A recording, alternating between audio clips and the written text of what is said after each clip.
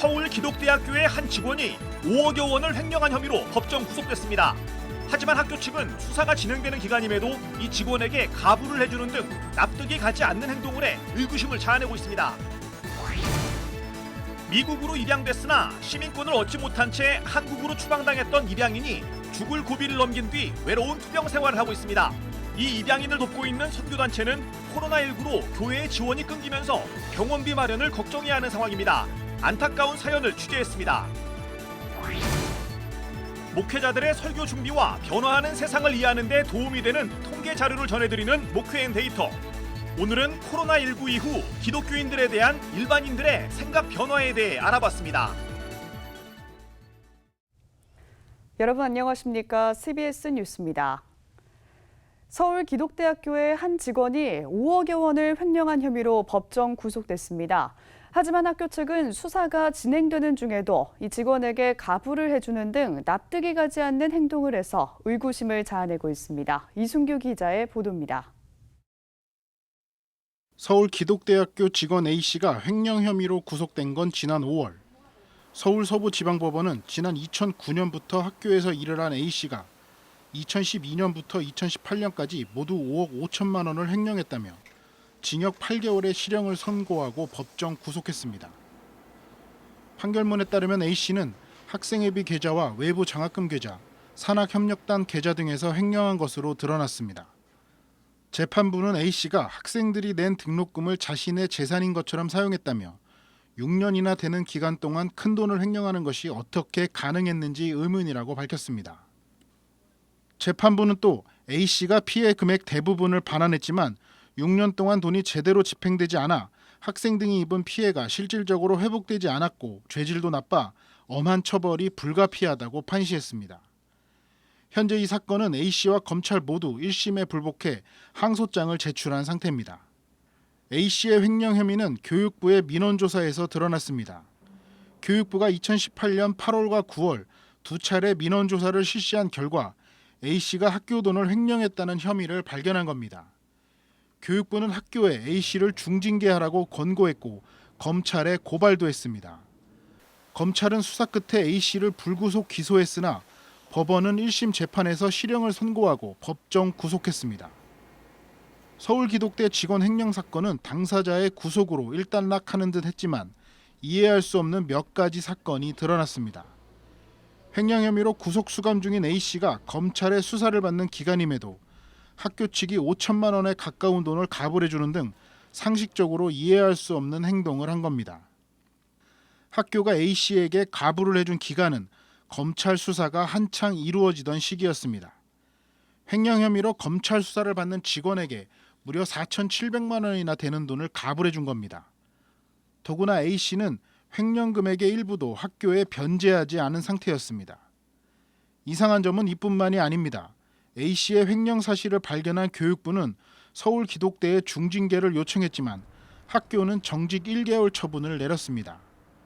정직도 중징계에 해당하지만 6년 동안 5억 5천만 원이나 횡령한 직원에게 정직 1개월은 솜방망이 처벌이나 다름없다는 지적이 일고 있습니다.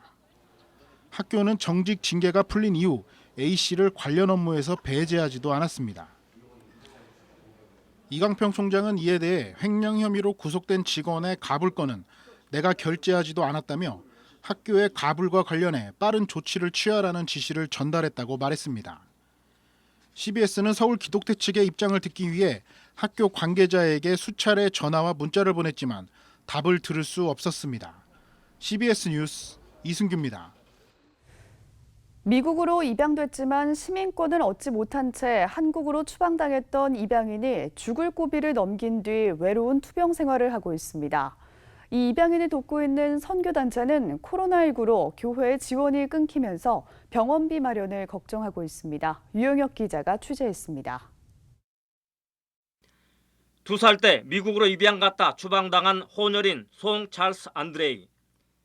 찰스 씨는 지난달 말 자신이 머물고 있던 경기도 여주시 세계 십자가 선교회의 숙소에서 혼수 상태로 발견돼 원주 세브란스 병원으로 옮겨졌습니다. 신장이 좋지 않아 투석을 받아야 했지만 죽기를 마다 않고 투석을 거부했습니다.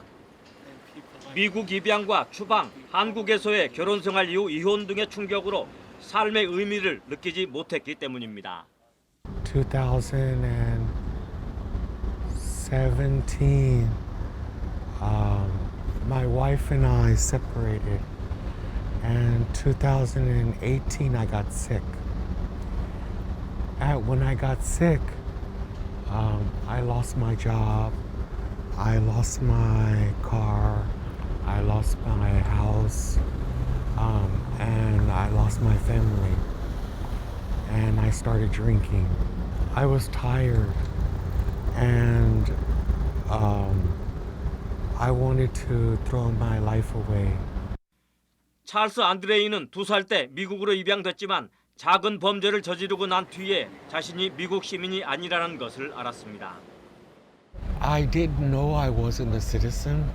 I had gotten into a little trouble, and when I got into the trouble, I found out I'm not Korean, or I wasn't American citizen, full American. But I had lived in America for almost 30 years.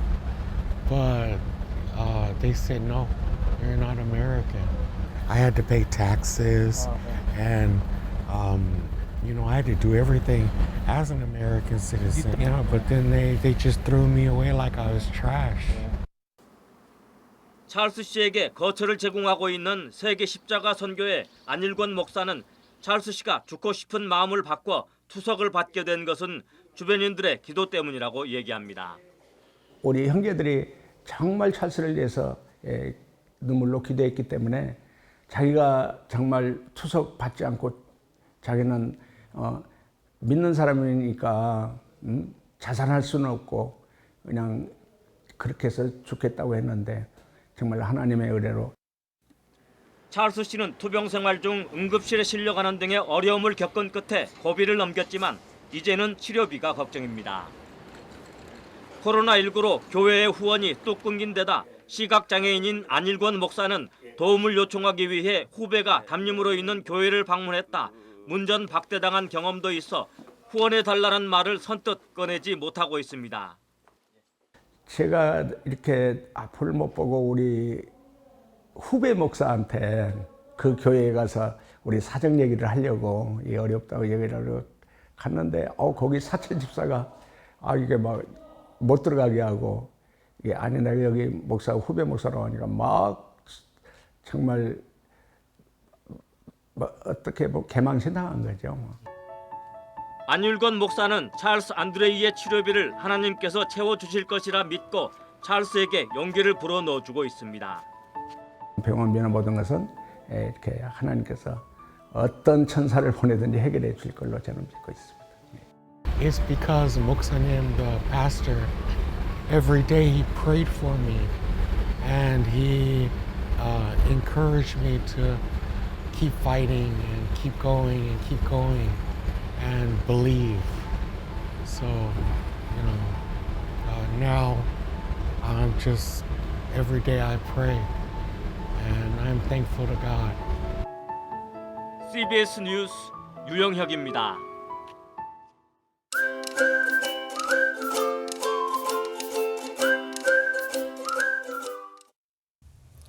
목회자들의 설교 준비와 변화하는 세상을 이해하는 데 도움을 주는 통계 자료를 전해드리는 목회인데이터 순서입니다.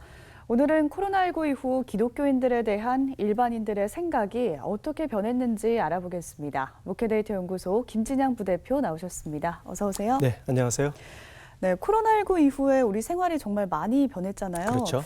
가장 많이 영향을 받은 일상생활이 있다면 어떤 게 있을까요? 예, 일상생활에 여러 분야에서 영향을 많이 받았는데요. 네. 아무래도 코로나 기간 동안에 다른 사람으로부터 코로나가 전염될 것을 염려하기 때문에 대인관계, 그다음에 친구나 직장 동료 관계에서 영향을 받았다는 비율이 제일 높게 나옵니다. 65%가 그렇게 응답을 하고 있고요. 그리고 여가 생활이나 문화 생활에서 영향을 받았다는 비율이 각각 50% 내외가 됩니다. 그러니까 이 두 생활은 삶의 질하고 연관된 생활이잖아요. 그러니까 코로나 기간 동안에 이런 삶의 질도 상당히 영향을 많이 받아서 삶의 질이 저하된 그런 생활을 하고 있는 것으로 그렇게 저희가 볼 수 있겠습니다. 그렇군요. 또 코로나19 이후에 어려움을 겪고 있는 소상공인들을 위해서 소비 운동도 펼쳐지고 있잖아요. 네. 뭐 예를 들어서 선결제를 먼저 한다든지 그런 운동들이 있는데 사람들의 반응, 생각이나 인식은 어떻던가요? 예, 그 소상공인들이 어려움을 많이 겪고 있으니까 네. 이런 착한 소비 활동에 대해 동참하고 싶다 이렇게 응답한 비율이 78%였고요. 네. 그리고 앞으로 이런 지역 생산자를 돕는 착한 소비는 더 늘어날 것 같다 이렇게 응답한 비율이 75%입니다. 그래서 우리 사회 속에서 좀 어려운 분들, 코로나로 인해서 어려운 분들을 돕자고 하는 이런 아주 훈훈하고 따뜻한 이런 마음에서 우러나오는 이런 운동들이 많이 일어나고 있습니다. 코로나19 사태 이후 기독교인들에 대한 일반인들의 시선도 조금 달라진 것 같은데 구체적으로 어떻게 변했나요? 예, 코로나 발생 이후에 기독교인에 대해서 어떤 감정이 생겼냐 이런 조사가 있었는데요. 네. 응답자 중에 70%가 기독교인에 대해서 부정적 감정이 생겼다라고 응답을 하고 있습니다. 그러니까 코로나가 기독교인에 대한 이미지에 굉장히 부정적 영향을 많이 미친 거죠. 근데 올해 2월 달에 기독교 윤리 실천운동 본부가 조사한 한국교회 신뢰도 조사를 이렇게 보면 한국교회를 신뢰한다는 비율이 31.8%였거든요. 예, 그런데 코로나 기간 동안에 기독교인에서 부정적 감정이 생겼다는 비율이 70%라고 보면 올해 2월에 조사됐던 한국교회 신뢰도 31.8%보다 훨씬 더 낮아졌다는 것을 저희가 충분히 유추할 수 있죠. 네. 그래서 이 한국 사회 속에서 기독교가 그리고 교회가 어떻게 이런 부정적 이미지에서 탈피할 것인가 하는 것이 굉장히 중요한 과제로 이렇게 부각이 되고 있습니다. 또 다른 과제 중에 하나가 예배 형태가 아닐까 싶어요. 코로나19 이후에 예배 형태가 변해야 된다, 변하는 걸 바란다라는 요구도 있지 않나요? 그렇죠. 온라인 예배를 저희가 많이 드렸지 않습니까? 네. 근데 이 온라인 예배가 긍정적인 변화라고 생각하는 비율이 굉장히 높게 나타나고 있습니다. 그런데 이런 긍정적인 변화라고 생각하는 측면도 있지만 또 한편의 측면은 오프라인 예배를 드리지 않고 온라인 예배를 드리는 이 변화가 앞으로도 계속 이어질 것 같다. 이런 거에 대해서는 그렇게 긍정적인 전망을 하고 있지 않아요. 그러니까 사람들 마음속에 온라인 예배가 긍정적인 변화라고 생각하면서도 과연 이것이 지속될 것인가라고 하는 거에 대해서는 좀 회의적인 반응을 보이고 있다는 거죠. 예. 즉 온라인 예배에 대해서 긍정적으로 바라보는 시각과 부정적으로 바라보는 시각이 지금 엇갈리고 있는 것이 현실인 것 같습니다. 이렇게 코로나19가 불러온 우리 생활의 변화가 목회 현장에 미치는 영향이라든지 시사점이 있다면 어떤 게 있을까요? 예, 코로나 이후에 우리나라 사회를 규정짓는 말 중에 하나에서 가장 새롭게 많이 알려진 단어가 언택트라는 겁니다. 네. 비대면 접촉이라는 거죠. 바로 이런 언택트 활동 중에 하나가 교회에서는 이제 온라인 예배였던 거죠. 이것이 시대적 추세임은 이건 부정할 수 없는 사실인 것 같아요. 네. 그렇다면 이런 온라인 예배를 도입할 것이냐 말 것이냐의 논의에 그치지 말고 어떻게 온라인 예배를 좀 더 적극적으로 대응을 해서 이것을 도입을 해서 어떤 방식으로 도입을 하고 그다음에 어떤 내용을 가지고 도입할 것인지 이런 부분에 좀 더 많은 논의를 해서 교회가 본질을 지키면서도 시대의 변화에 맞춰서 교회가 적응해 나가는 이런 모습들이 앞으로 저희한테 필요하지 않을까 이런 생각을 하게 됩니다. 네, 모두의 지혜가 필요하지 않나 싶습니다. 말씀 잘 들었습니다. 지금까지 세상과 교회의 흐름을 통계로 살펴봤습니다. 김진양 부대표 함께했습니다. 고맙습니다. 네, 감사합니다.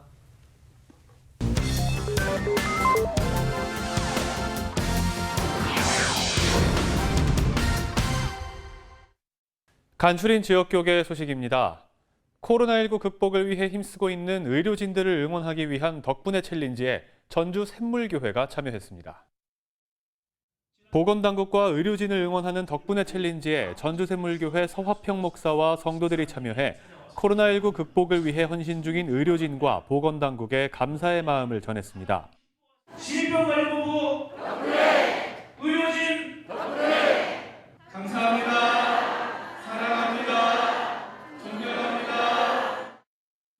전주 샘물교회 서화평 목사는 하루빨리 코로나19를 극복해 지역 어르신들을 섬길 수 있는 바퍼 사역이 재개되길 희망한다고 말했습니다. 너무너무 참 수고하니까 정말 박수로 격려하고 우리가 기도로 또 응원하면서 우리 교회가 또 앞장서서 모범을 보이도록 그렇게 보답하겠습니다. 전주 샘물교회는 개척교회와 미자립교회에 마스크와 재정 지원을 하는 등 코로나19 극복에 최선을 다하고 있으며 다음 챌린지 주자로 전주 산돌교회를 지목했습니다. 강원 CBS가 목회자 테니스 대회를 열고 화합을 다졌습니다.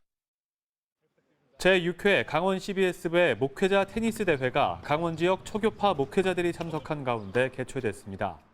코로나19로 인하여 목회 가장 힘들고 어려운 시기를 보내고 있는 목회자들과 함께 초교파적으로 우리 강원 CBS 목회자 친선 테니스 대회를 개최하게 되었습니다. 이번 기회를 통하여서 우리 목사님들이 지치고 힘든 상황 속에서 이겨내시고 또 코로나도 극복하시고 교회가 더 건강해지는 귀한 시간이 될 줄 믿습니다. 영화 I Can Only Imagine 시사회가 부산 CBS 방송 선교사를 초청한 가운데 열렸습니다. I Can Only Imagine은 무너져가는 가정의 회복을 노래하는 주인공이 하나님의 사랑으로 실현된 회복의 기적을 경험하는 영화입니다.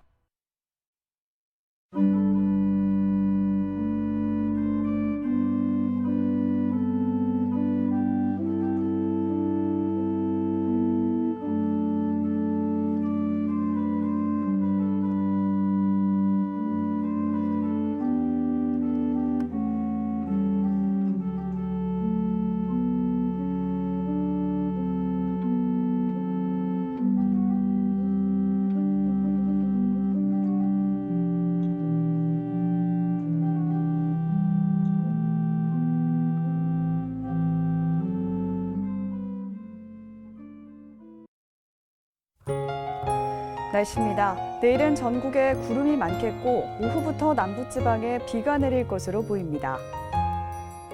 내일 아침 최저 기온은 18도에서 23도, 낮 최고 기온은 23도에서 32도로 예상됩니다. 이상으로 뉴스를 마칩니다. 함께해 주신 여러분 고맙습니다.